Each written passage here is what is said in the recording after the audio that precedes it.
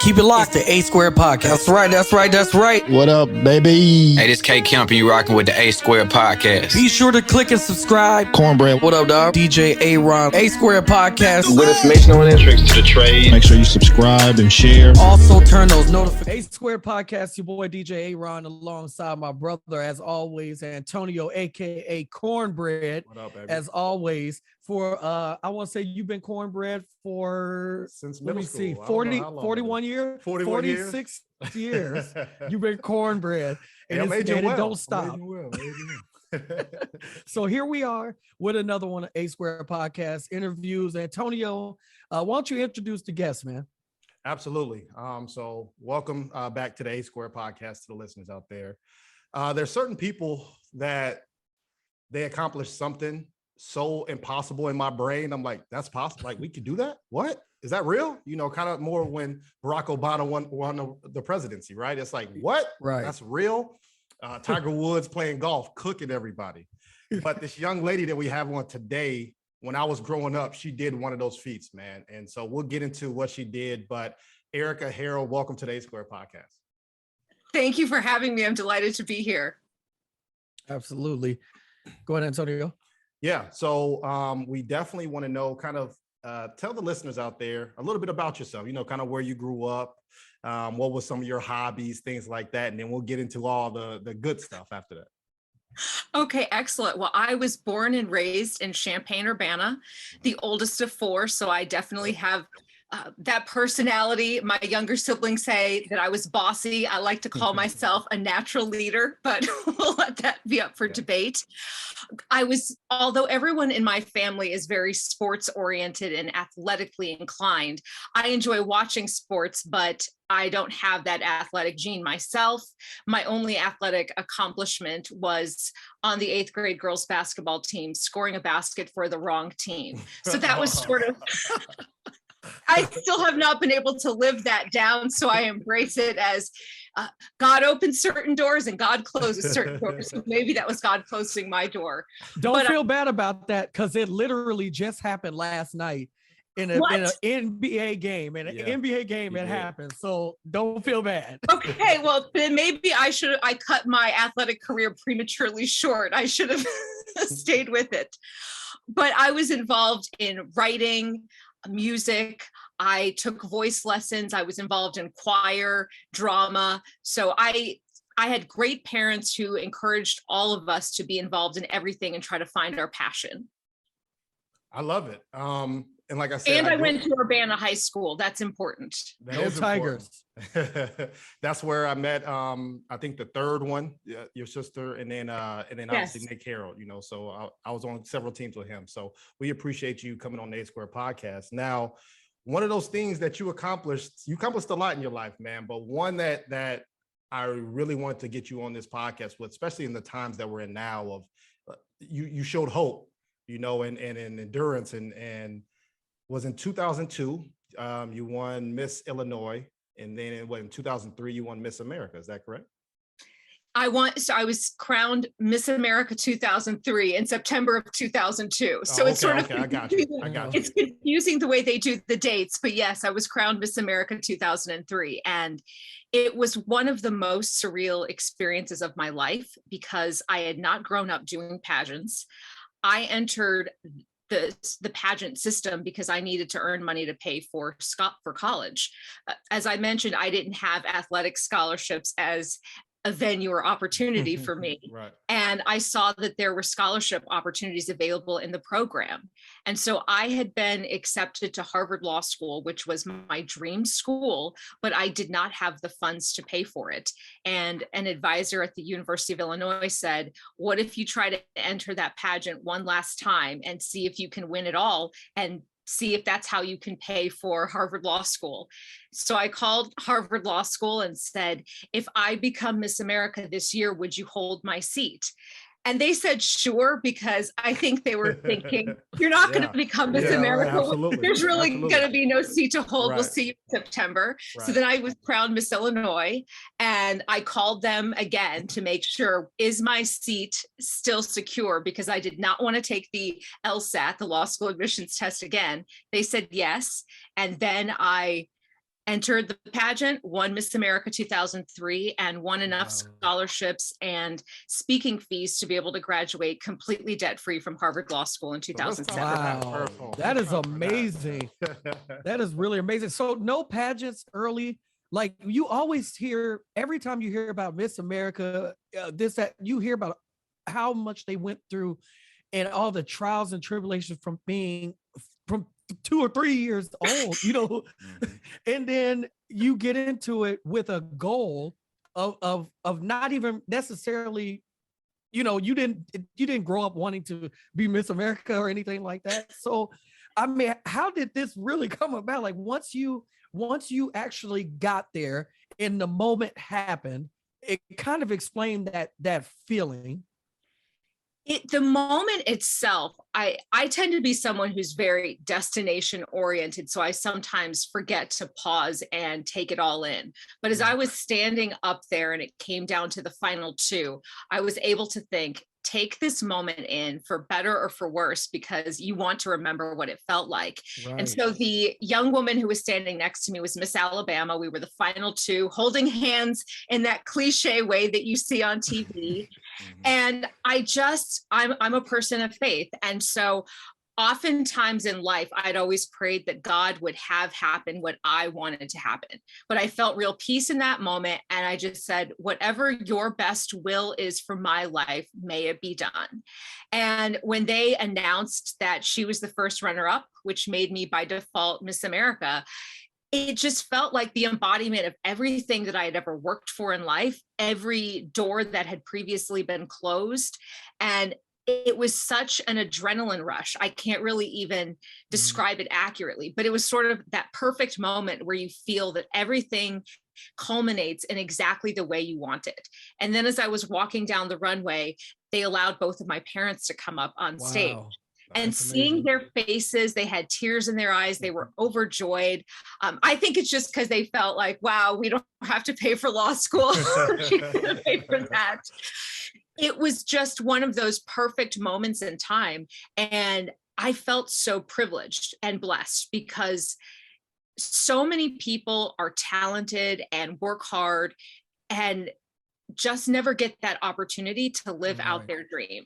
And the older I get, the more I realize what a blessing it is to actually get the experience to live out your dream. So talk to us a little bit about, excuse me, you want to go? Good.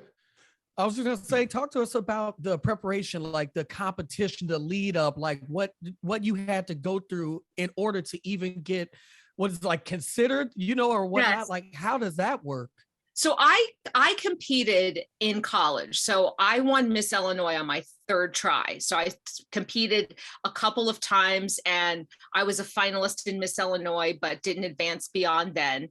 But once I became Miss Illinois, I approached preparing for Miss America like a job, because I knew that being first runner-up was not going to be sufficient to pay for law school. I needed to get about $150,000 to be able to pay for that.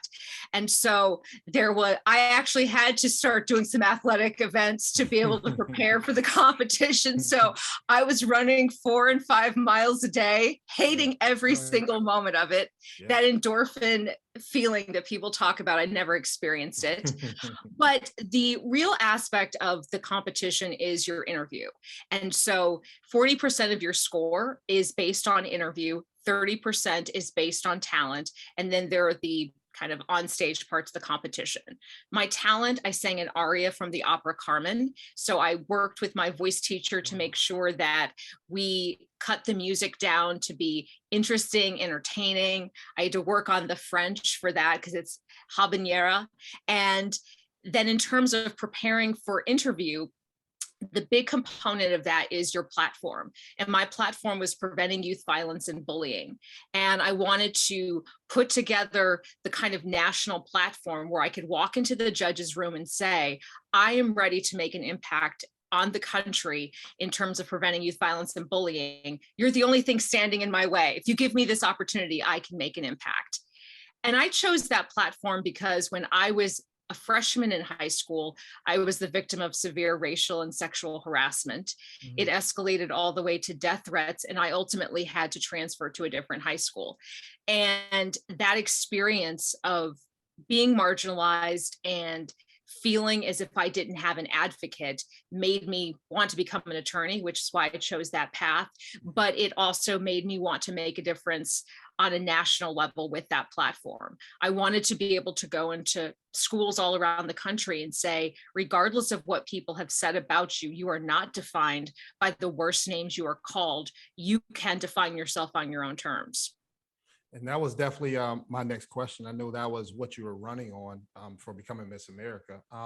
So do you feel like you were that catalyst, like young kids or people in high school, middle school will come up to you and say thank you? Or do you think that you got backlash for being that spokesperson? And then my question after that is, has it changed? Has bullying, there's cyber bullies now, there's Twitter fingers, all this stuff, going on. Those Twitter warriors are very active. They're crazy. So I just want to know if you think it's getting better, worse, or, things that will change because of technology too. When I adopted that as my platform, people did not take it seriously as an issue. I remember right after I won, they had booked whoever was going to be the next Miss America on this national talk show. And I was sitting in the green room ready to go on, and someone prepped me. They said, just so you know, the host really hates your platform. He thinks that preventing bullying is soft and we just need to teach kids to not be weak. It's like, that's great. That's wonderful to hear that that's how he feels.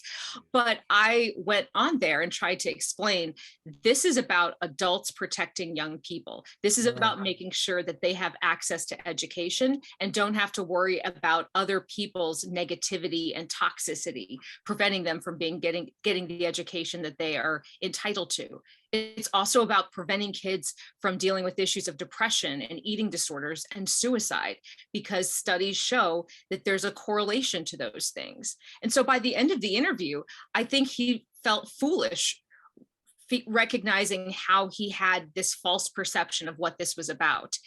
And I was able during that time to speak to over 100,000 students about bullying and standing up for each other and being allies. I was able to advocate for anti-harassment legislation that would require schools to have policies to protect students and to have curricula to encourage them to stand up for each other. And one of the things that I've seen is the biggest change is that over time, nobody would think we should just dismiss the issue of bullying. It's still very prevalent, and I would definitely want to talk about the cyberbullying issue. Yeah. But I think the biggest change is there's a recognition among adults that this is their responsibility, if you're an educator, to take it seriously, and that we no longer think it's just an adolescent rite of passage. It's something that we owe to young people to stand up for them.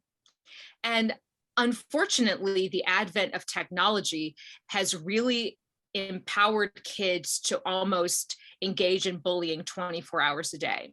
Right. Because before social media, things that happened at school could stay at school. Right. And at least a young person who was being bullied could come home and feel at least some sort of safe haven. Now you see just terrible targeting of young people on social media. And you see both parents and schools sometimes saying, not my problem. And what I would like people to recognize is that it's everyone's problem, that we have to take seriously the things that are happening online, because it's not just a virtual world. For young people who spend their time online, that's their real world. And we have to take it just as seriously. Especially a lot of the middle school and high school shootings, man. Probably 80 or 90% of that is because of bullying. The bullying is just so pervasive. And the sad part is that in hindsight, we can usually look back and see, oh, there were signs. Why were they missed? And one of the messages I had to schools was that they needed to be proactive in making sure there was at least an adult who was keeping track of all children. There shouldn't be children who just fall through the safety net. At the beginning of the year, the staff should sort of divide up the students and make sure that there's a teacher who feels sort of responsible to take notice of, oh, this child looks withdrawn in class, or this child has been missing, or various other factors, because it just shouldn't be the case that kids can slip through the cracks and that after the fact, we go back and look for the signs. So going forward, obviously this is a huge passion of yours. You can tell by, I mean, I feel that energy from you. So going forward, understanding the technology and all this stuff that's going forward, what is your main goal going forward to help like bring all this stuff down? You know, because the all of the social media that's out there, the new platforms, the TikTok, you know, you got this and the third, it's so much stuff. I just feel like, you know, a mental break from all this stuff, a daily mental break or something like that. It's like what we really need. But going forward, what would you like to do? I think that we have to proactively teach young people how to be responsible consumers of these platforms, and parents have to educate themselves about them. You can't just say, oh, Snapchat, I don't understand it, or TikTok, I don't understand it. If you're a parent, you need to make it your goal to understand it. Now, you don't have to post TikTok videos of yourself. Nobody's saying you need to use the platform that way. Right. In fact, your kids wouldn't want you to do that, but you have to understand how the platform works, because you need to be able to have your kids' passwords. You need to see what kind of direct messages that they are receiving, because one thing we haven't talked about yet is it's not just kids who use it to target other kids, it's adults who target kids in predatory ways. And so one of the things we often see is adults who target young people and try to get them to send suggestive photos and then can use that material to blackmail them. So parents have to be able to educate themselves so they can educate their kids and say, there's no topic off limit. If you feel like you made a mistake and sent someone photos, you need to come and talk to me so we can take this to the police and get you help and not have you in a situation where you're trying to deal with this by yourself. I also talk to young people about the issue of viewing what you do on social media as branding, because I think you have to use language that's going to appeal to them. Yeah. With recruiting for sports, for example, being a lot of it happens online. You see young people posting their videos, their stats. Employers look at people's social media. You need to recognize that what you put out there, what you like, the videos you share, that's your personal brand. So we'll even take morality out of it. It's when people look at your page, what is it that you want them to know you stand for? What are those component values and traits you want people to say, that person is the kind of person I want to recruit to my team, or that person's the kind of person I want to have in my organization? So I have another question about Miss America, and then it'll lead into the another topic that I really want you to, get your opinion on. So if you win Miss USA, are you qualified for Miss Universe, or are those separate things? That's a great question. They are two separate systems. Okay. So the Miss USA organization is part of the Miss Universe pageant. So if you're Miss USA, you then compete at Miss Universe. At Miss America, it's a different system. So once you're Miss America, you're done. You don't have to compete against other countries. You can declare yourself world champion if you want. Okay. All right. Did you want to? Did you think about it? Was it, I mean, did it cross your mind, or were you just like, you know what? Harvard texted like, let's go, let's get it. I was very goal oriented in terms of what I wanted to achieve with it. And it's sort of one of those walkout home runs. You're not looking for extra innings if you don't have to go back in. Okay, I got you. Absolutely. So former Miss USA, unfortunately, Chesley, is it Christ? I don't know. Chesley Christ. Yes. Okay. So, it just came out that, it looks like the autopsy said that she committed suicide, right? And this just happened. So I would love to get your opinion on that. And then obviously nobody knows what's going on with anybody. Right? Everything can look glorious on the outside, but inside, you don't know if she was getting bullied or if she wasn't happy with whatever it was. So speak a little bit about maybe the pressures of being put on a pedestal, but then you're not going through it. Her death has rocked the pageant community in ways I have not seen. I've had so many conversations with other national title holders and state title holders this past week, where people are just trying to make sense of her experience and then also trying to make sense of their own experience.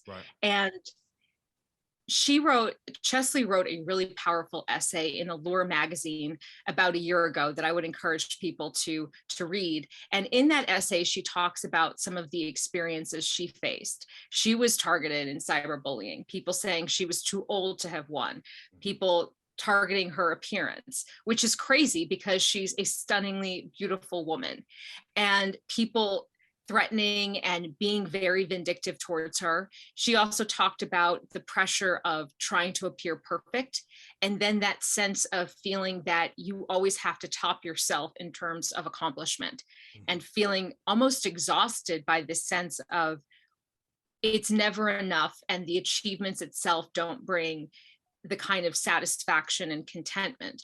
And I think a lot of people who are involved in pageants or any kind of competitive environment can probably relate to aspects of that, of feeling defined by both your achievements and then feeling that somehow you have to keep topping yourself, or that you're disappointing other people if you don't. And some of the conversations I've just had with people over this past week is just how important it is to reach out proactively to people to see how they're doing. And just because you see people posting these filtered, beautiful pictures on social media, don't assume that their life is content, and don't assume that they're in a good place. Just ask people, how are you doing? And I think we need to change the way we engage with each other. Instead of always asking people, well, what's next for you? Ask people, how are you doing? Are you working on something you find interesting? So we can start to value people, not just on what they achieve, but valuing them for their attributes internally and showing real concern and compassion for people. But mental health issues are something that we have to talk about, and we have to take away the stigma from people who want to say, you know what, I'm not in a good place and I do need help. That's an act of strength. It's not an act of weakness. Right. When can you turn it off? Because I feel like that's what we all need to do. But in this particular industry where you guys are always looked at as beautiful all the time, you know, it's 100% beautiful all everything. the time. That's nothing to do with your brand. You got to be in a swimsuit though. It don't matter. Every time. So it's like, when and how do you mentally just turn it off, relax, and just don't worry about what other people think? How does that work? It's really hard. Now I'll share with you something that happened to me recently. I was going to the grocery store and I thought, you know, how did I know that was going to happen? Right. Going to the grocery store. It's always, it's everything in life. It's always on the grocery store. It always. And sometimes I feel a lot of pressure to always look, you know, to have your makeup, your contouring done. And this particular day, I had just finished working out and I thought, I don't really want to do that. And it was pre-mask. So, you know, because now we can kind of hide behind our masks. It was pre-mask. Right. And I thought, you know what, I'm just going to go out and, you know, I need to get my vegetables and whatever my groceries are. So I was in the line ringing up. And this woman came up to me. She goes, did anyone ever tell you that you sort of look like Erika Harold?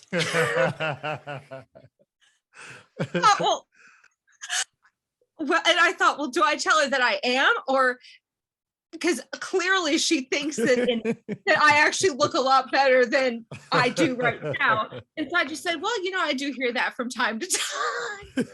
But it was kind of that reality check of, we do feel this sense of, I need to go out, I need to have on my kind of Instagram filtered face, and feeling like you're going to disappoint people.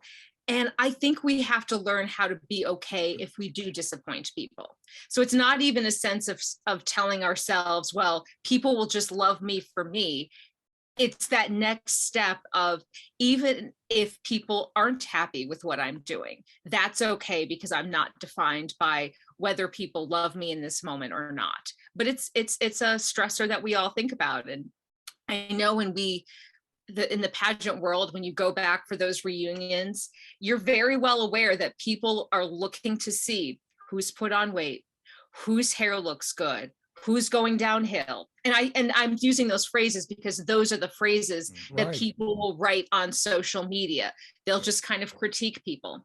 So one of the things I do is I am very active on social media, but I mute people very quickly. Yeah. If people add negative comments or things like that, I don't block people because I'm not going to give them the benefit of knowing they were blocked, because people love to say, so-and-so blocked me. Yep. I just mute people.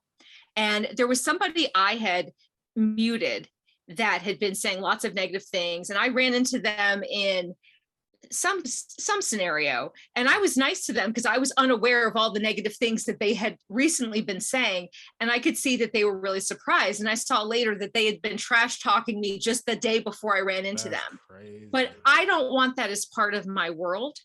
But I also don't want to have to completely disengage from social media, because so much of marketing, engaging, and influencing requires you to be active. So mute people, and you don't owe everybody a response who wants to say something negative.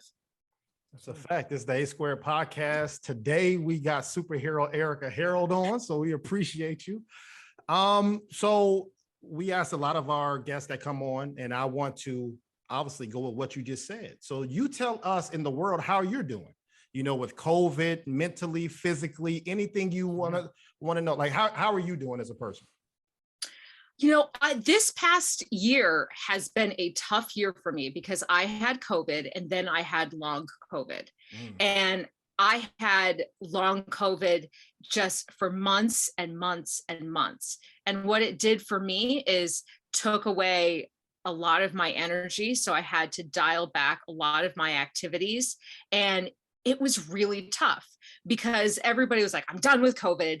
And after my 14 days, I wanted to be done with COVID too.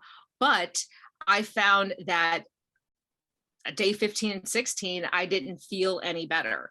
And so I had to learn this past year how to pace myself, how to focus my energy on the things that were most important, because I simply did not have the energy to do everything that I used to do. I'm a perfectionist, and what it also showed me was that perfectionism can sometimes be a useless virtue because it makes you work harder at things with actually no value added. And so some things that I thought, I don't have time to do this to my absolute best, I thought, it actually was just fine. I didn't need to spend another couple hours doing that. So that was a good lesson, but it was also an eye-opening experience for what it's like to deal with a chronic illness. And that's not an experience I had previously had. And my empathy for the ways we need to change the law to better accommodate people who deal with chronic illness has increased exponentially.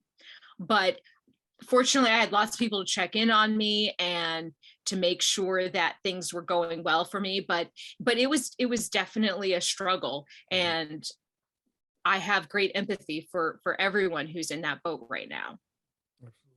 Yeah, I got one more question for the USA contest, and then we can move on to what your, current times. So I want to take you back to 2003. Yes. My name is Steve Harvey. I say, Erika Harold, congratulations. You walk out there, you cheering, there's confetti everywhere. You up there doing the Dougie and dancing with your family, crying, everything. Nick Harold there running around.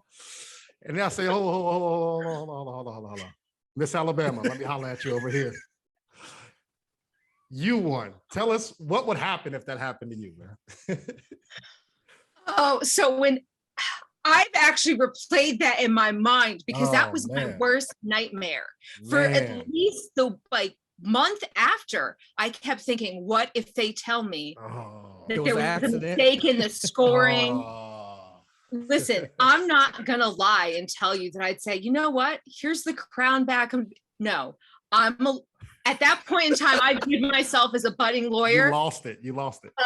They would have had to sue me to get that crown back because I would say, no, the way the rules work, I won. If you messed up, that's on you.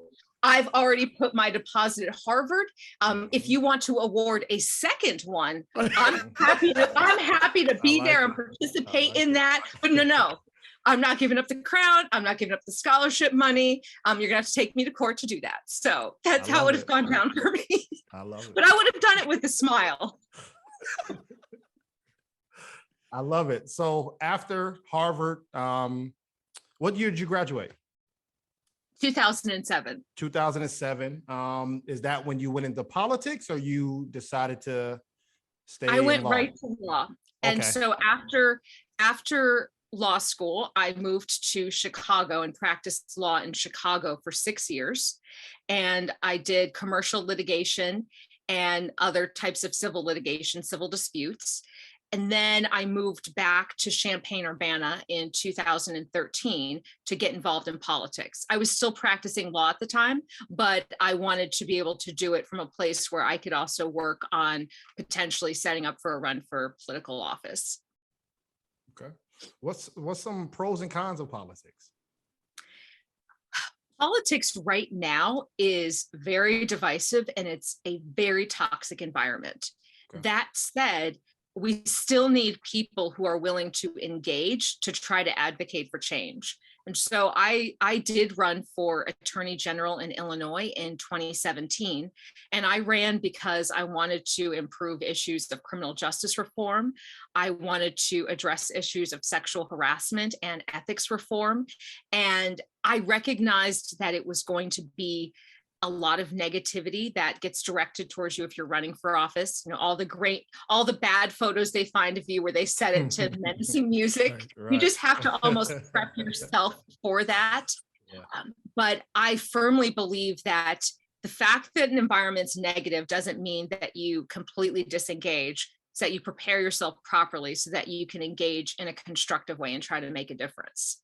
But it's like it's like you want to help improve the world by stopping the bullying, but then you went into politics, which is all bullying. That's all it is. That's what it appears to be. Even the people that are on the front lines, it's like they're on the front lines trying to show love to everybody, and they're getting bullied. It's like it's wild. I mean, what you just described it very accurately, where you enter an environment as an adult where people are engaging in the exact behaviors that we tell kids they can't do. So, I mean, it was so much cognitive dissonance where I was thinking back to all of the times I was in schools and I would tell kids, you can disagree agreeably. You can have different views with somebody, but that doesn't give you the right to call them names or to try to target them or bully them. But in politics, you can raise money by bullying people. If you want to send out an email to your supporters and get people to send you money, if you call people names, you're more likely to get more money. If you want to put an ad on the air that's successful, the more negative it is, the better it's going to do. And so I had personal boundaries in terms of what I was going to do and not do. I told my campaign team, I'm not going to say things that are untruthful about other people. I'm not going to kind of misrepresent their record, even if it hurts my campaign, because I don't believe that the ends justify the means. That's one of the mottos I live by. I think it's easy to delude yourself and say, I can do shady things to get myself to a good place, and then I will do good things. False. If you do shady things to get yourself to a place, you will continue to be a shady person and you will do shady things there. Right. So either you figure out a way to navigate a system ethically, or you don't. But you can't just allow yourself to say negative things about people that you know to be false, or to do unethical things and tell yourself, but once I get there, then I'll save the world. Right. Now, this is something that I know a lot of people want to know.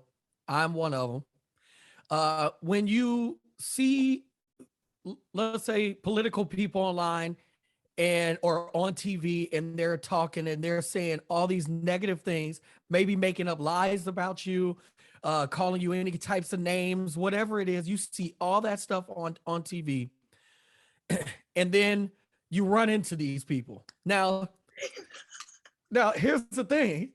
Now, Antonio knows this. When back in the day, when we saw people that said stuff about us, we live by something called the on-site situation. That Same means energy, same okay, I energy. got to hear this. I don't know about the on-site situation. we'll talk about that offline. We'll talk about that offline. But like when you see somebody that said so many negative things about you, and they're right there in the room with you, how do you approach that situation? Like you obviously you want to be as professional as possible, but what do you say? How do you handle that? For me, it depends on the type of criticism that they have given. So if I have an opponent who is criticizing a policy of mine, I consider that to be fair game, and I don't take it personally because it's not personal.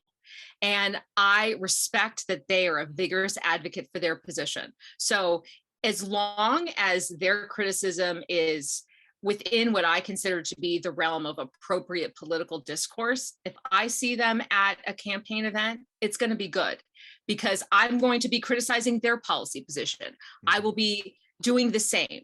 And I've had situations where I'm sitting next to an opponent, somebody who had just put out a statement denouncing a policy, but we had a good conversation because we both come from a place of good faith. Our disagreements are about policy, but at the end of the day, we both want to make things better for people. I can respect that, and I will have a good conversation with you. That said, I've had situations where people have done things that I consider to be unnecessarily personal and not to be in good faith. And so I take sort of a third position. I'm not going to come up and be fake and phony to you. Like, oh, it's so good to see you, because I don't respect what you've done and I'm not going to pretend it, but I'm going to call it out in real time. So I was in a debate with an opponent who he had been saying negative things about my background, trying to suggest that because I was beating him in the polls, and he was trying to suggest that people were supporting me because of the optics of supporting a Black woman. And I find that offensive. And so during our debate, I called him out.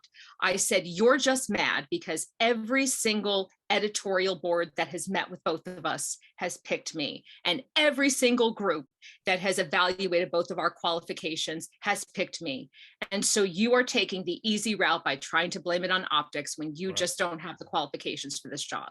Right. And so the way I handle people like that is I will call it out and put it in public and give them the opportunity to defend themselves. But I'm not, for somebody like that who's trying to smear using kind of racism and sexism, I'm not going to go up and pretend that we're cool, because I don't think that's cool.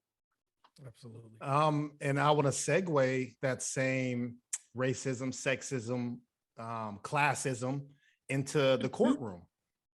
So right. I would love to know, you are a lawyer. So how was your first day in court? Was you nervous? Was you drinking all the water? Did you have to, like, what was going on through your head with that? And then obviously speak on, those differences in the courtroom of, I'm sure you've seen good, bad, and ugly, but for the same laws, right? I'm in law enforcement, so I see it all the time.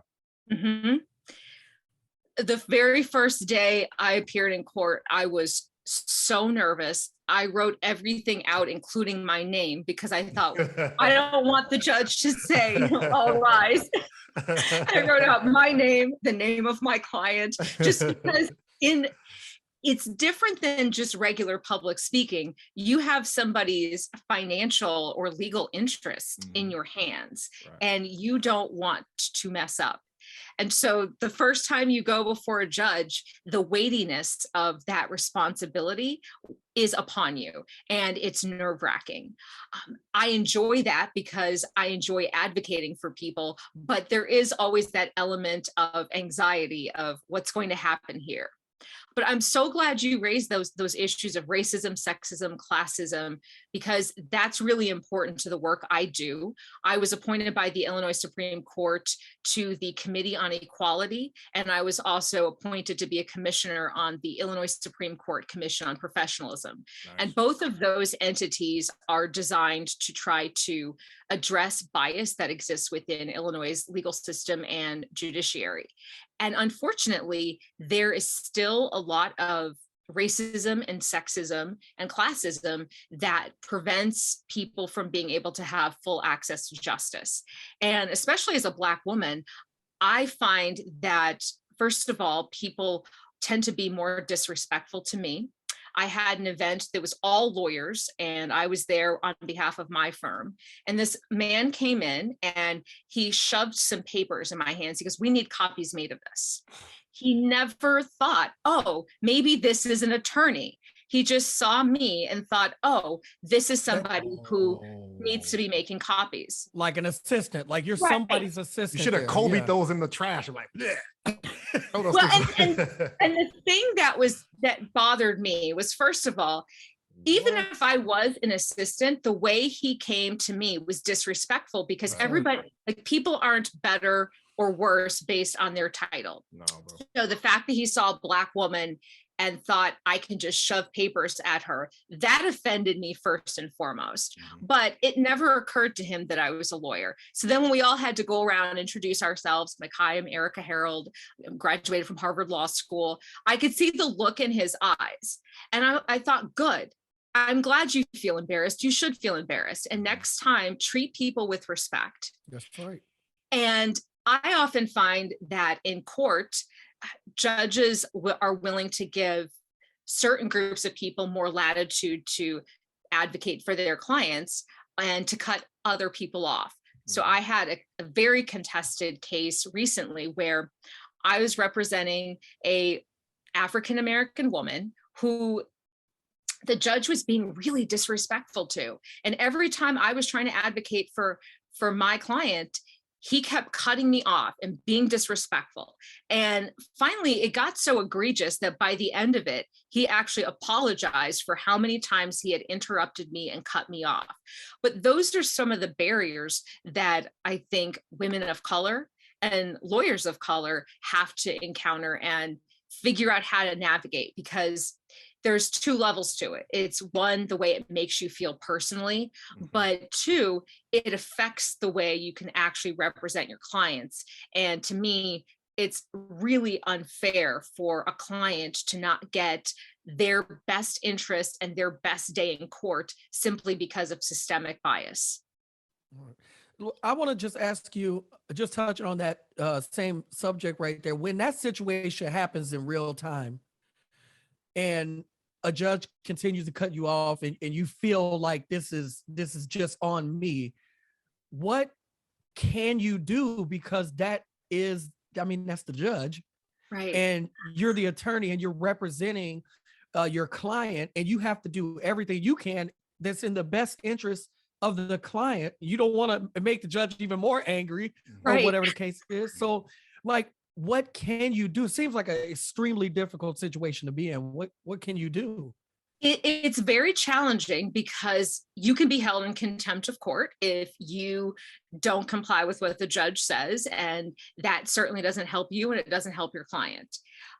That particular hearing, I knew I was right on the law. And I knew that the judge wanted to rule against my client, but I knew that I was right on the law. And so in the legal system, there's the appeals process. And so I knew that if the judge ruled against me, I would appeal.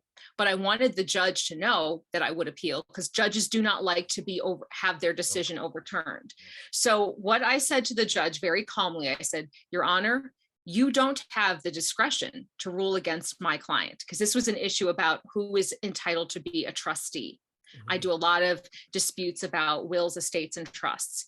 And I said, I cited the statute and I read it aloud, because there's a court reporter that's taking this down.